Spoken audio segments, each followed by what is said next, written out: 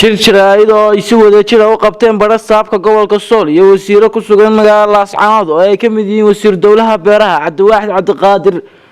wasiir ku-xigeenka cadaaladda Yuusuf Laar iyo agaasimaha wasaaradda dalxiiska iyo dhaqanka Somaliland ayaa ka hadleen dil ka dhacay deegaanka Gumburka Cagaare ugu horreyn gudoomiyaha gobolka Sool Cabdikhayr Dirir ayaa si kulul uga hadlay dhacdadaas dilka ah isagoo xusay in maamul ahaan ay ka qayb qaadanayaan ciidii falka geysatay waxaan leenahay beesha ay dadku ka dhinteenna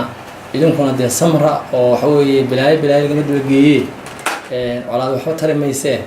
ilaaliya nabadda waxaan mar labaad ku celinaynaa inaan aqbali doonin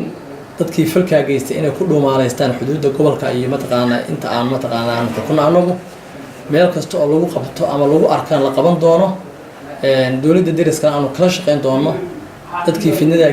fidnada abuuray ama geystay in gacan lagu dhigo si aan bilaayad u sii waxayn mar labaad waxaan ka tacasideynaa dadkii dhintay eheladooda wasiir dawlaha beeraha wasiir ku-xigeenka cadaaladda iyo agaasimaha dalxiiska ayaa dhankooda tacso u diray eheladii dadkii lagu dilay deegaankaasi waxaana sheegay inay ka aad iyo aad baan runtii uga xunnahay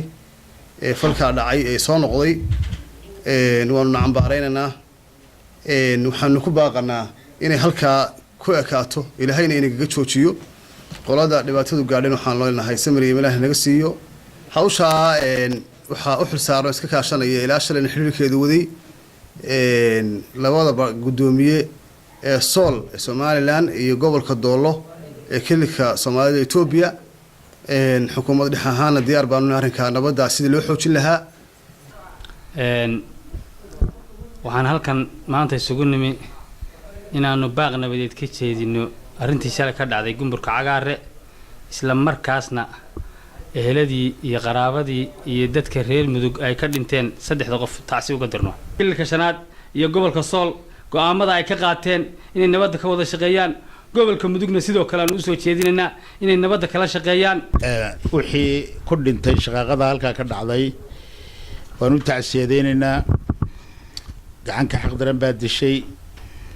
iyagu waxaan qabaa dambi ay galabsadeen oo lagu dilay ma jiray oo ehlu janno Farxaan Maxamed Caydiid TV-ga caalamiga Ariel TV magaalada Laascaanood.